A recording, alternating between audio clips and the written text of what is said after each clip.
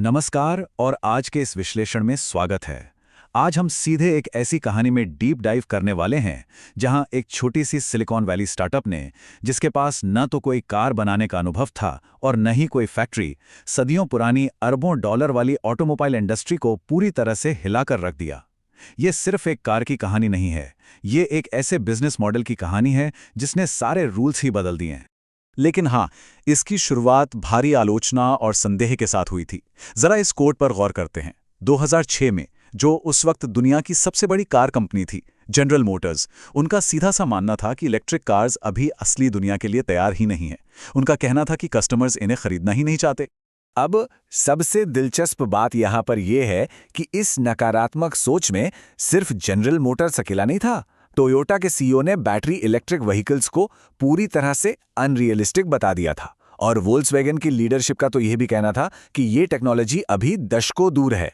मतलब हर एक बड़ी लेगेसी कार कंपनी ने इलेक्ट्रिक व्हीकल्स को पूरी तरह से नकार दिया था। उन सब का मानना था अभी नहीं और शायद कभी नहीं।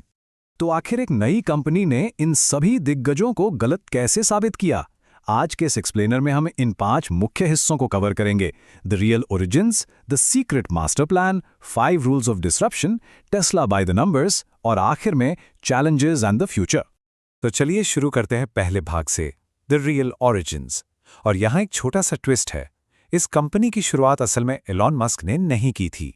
अगर हम इस टाइमलाइन पर नजर डालें तो क्लियर होता है कि 2003 में मार्टिन एबरहार्ड और मार्क तारपेनिंग नाम के 2 इंजीनियर्स ने इसकी स्थापना की थी। 2004 में जाकर इलॉन मस्क एक इन्वेस्टर के रूप में शामिल हुए और उन्होंने $6.5 मिलियन का निवेश किया। लेकिन कहानी का सबसे बड़ा टर्निंग पॉइंट आया 2008 के ग्लोबल फाइनेंशियल क्राइसिस में। कंपनी लगभग दिवालिया होने की कगार पर थी। बिल्कुल आखिरी दिन फंड जुटाकर ही उन्होंने खुद को बचाया और उसी दौरान मस्क सीईओ बने। इस बेहद बुरे वक्त ने ही कंपनी को सिखाया कि कम से कम रिसोर्सेज में तेजी से कैसे काम किया जाता है। अब आते हैं दूसरे भाग पर, द सीक्रेट मास्टर प्लान। आइए देखते हैं कि कैसे 2006 के इस मैनिफेस्टो ने पूरी डिसरप्शन थियरी को पलट कर रख दिया। ये मास्टर प्लान एग्जैक्टली 3 सरल स्टेप्स में बनता हुआ था। पहला स्टेप, एक प्रीमियम और महंगी स्पोर्ट्स कार बनाना जिसका नाम रोडस्टर था, कीमत करीब $109,000। अब ये महंगी कार बनाना कोई लग्जरी चॉइस नहीं था, ये सर्वाइवल की मजबूरी थी। आइडिया ये था कि इस प्रीमियम कार से आने वाले प्रॉफिट का इस्तेमाल मास मार्केट के लिए एक सस्ती कार बनाने में किया जाए और फिर उसके प्रॉफिट से सबके लिए एक और भी ज्यादा सस्ती कार बनाना।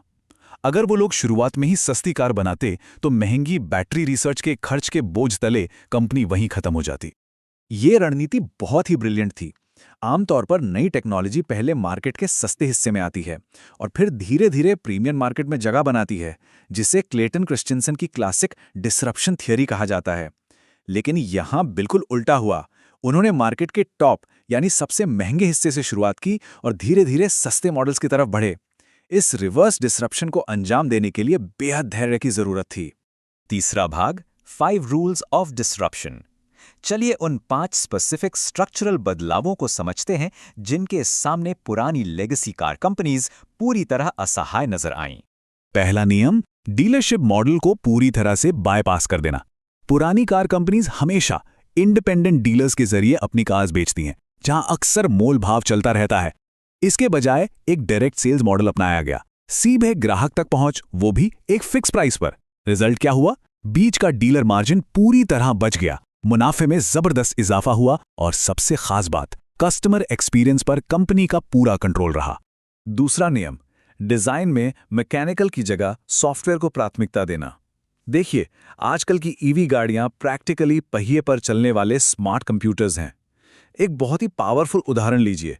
2019 में जब फ्लोरिडा में तूफान आने वाला था तो over the air software update के जरिए वहां की गाड़ियों की बैटरी रेंज रिमोटली बढ़ा दी गई, वो भी बिल्कुल फ्री में, ताकि लोग तेजी से वहां से निकल सकें। किसी लेगेसी ऑटोमेकर के लिए ऐसा रिमोटली कर पाना उस वक्त बिल्कुल सोच से परे था। तीसरा बड़ा बदलाव, वर्टिकल इंटीग्रेशन। जहां लेगेसी कंपनीज अलग अलग सप्लायर से पार्ट्स खरीदकर उन्हें सिर्फ असेंबल करती हैं, वहीं इस डिसरप्टिव मॉडल ने अहम कंपोनेंट्स को खुद इन हाउस बनाने का बड़ा फैसला किया। इनका अपना सुपरचार्जर नेटवर्क इसका सबसे बेहतरीन उदाहरण है। खुद का चार्जिंग इंफ्रास्ट्रक्चर बनाकर उन्होंने ईवी बायर्स के सबसे बड़े डर यानी रेंज एंजाइटी को जड़ से खत्म कर दिया। तो यहाँ सबसे क्रूशियल पॉइंट ये निकल कर आता है कि एक इलेक्ट्रिक कार का दिल उसकी बैटरी होती है। नेवादा में गीगा फैक्ट्री बनाकर और कस्टम 4680 सेल्स डिज़ाइन करके उन्होंने जो स्केल हासिल किया उसने पूरी इंडस्ट्री को हैरान कर दिया। बड़े स्तर पर खुद बैटरी बनाने के स्ट्रैटेजिक फैसले ने उन्हें पुरानी कार कंपनीज के मुकाबले कई दशक आगे ला खड़ा किया।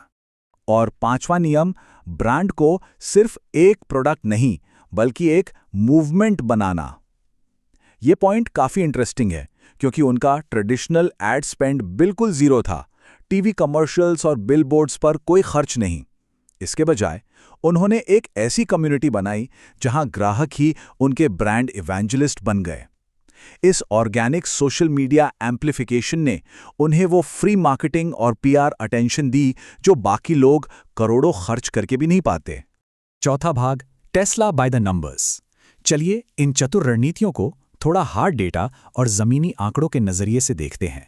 2012 में जहां सिर्फ 2450 कार्स डिलीवर की गई थी, वही 2023 आते आते ये आंकड़ा एक लीप लेकर 1.8 मिलियन ग्लोबल डिलीवरीज तक पहुंच गया और इसके साथ ही करीब $15 बिलियन का नेट प्रॉफिट। ये एक ऐसा विशाल स्केल और प्रॉफिट मार्जिन था जिसके बारे में लेगेसी ऑटोमोबाइल इंडस्ट्री ने कभी कल्पना भी नहीं की होगी। और ये ग्राफ ब्रिलियंटली इलिस्ट्रेट करता है कि चीज़ें किस हद तक बदल चुकी हैं। 2021 के आखिर में एक पॉइंट ऐसा आया जहां इस कंपनी का टोटल मार्केट कैप दुनिया की सभी बड़ी लेगेसी कार कंपनीज जैसे टोयोटा और वोक्सवैगन को मिलाकर भी उनसे कहीं ज़्यादा हो गया था। एक ऐसी कंपनी जो कुछ सालों पहले ठीक से कार बनाना भी नहीं जानती थी, उसने सबको पीछे छोड़ दिया। आखिरी भाग, चैलेंजेस एंड द फ्यूचर। अब कोई भी कहानी बिना रुकावटों के पूरी नहीं होती। आइए एक संतुलित नज़र डालते हैं कि आज इस बिजनेस मॉडल के सामने क्या नई और बड़ी चुनौतियां हैं। आज हकीकत बहुत बदल चुकी है। कंपटीशन काफ़ी बढ़ गया है। 2023 में चाइना की ईवी कंपनी BYD ने वॉल्यूम के मामले में टॉप स्पॉट हासिल कर लिया। अपने मार्केट शेयर को बचाने के लिए जो अग्रेसिव प्राइस कट्स किए गए, उसने प्रॉफिट मार्जिन्स पर भारी दबाव डाला है। ऊपर से लीडरशिप का ध्यान एक साथ कई अलग-अलग वेंचर्स में बटा हुआ है और जिस फुली ऑटोनॉमस ड्राइविंग के इतने बड़े दावे किए गए थे, टेक्निकल और रेगुलेटरी रुकावटों की वजह से उसमें अभी भी उम्मीद से कहीं ज्यादा लंबा वक्त लग रहा है।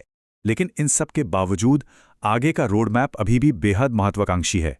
एक $25,000 की मास मार्केट कार बनाए जाने की अटकलें तेज हैं। उनका एनर्जी बिजनेस जैसे पावरवॉल तेजी से फैल रहा है। और हाँ, सबसे बड़ा गेम चेंजर हो सकता है उनका रोबो टैक्सी नेटवर्क। अगर इसे कानूनी मंजूरी मिल जाती है तो ये पूरा बिजनेस सिर्फ एक कार बनाने वाली कंपनी से बदलकर एक विशाल ट्रांसपोर्टेशन प्लेटफॉर्म में ट्रांसफॉर्म हो जाएगा। तो इस पूरे विश्लेषण से हमने आज क्या सीखा? ये 4 बुनियादी बातें सामने आती हैं। हमेशा वहां से शुरुआत करें जहां जीत मुमकिन हो।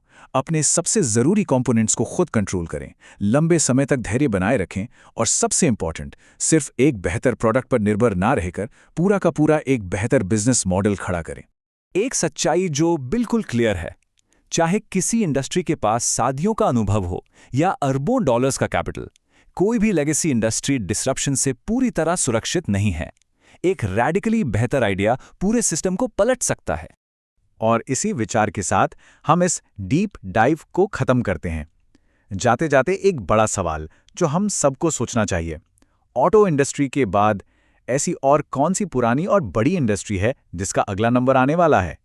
यहां तक जुड़े रहने के लिए बहुत बहुत धन्यवाद।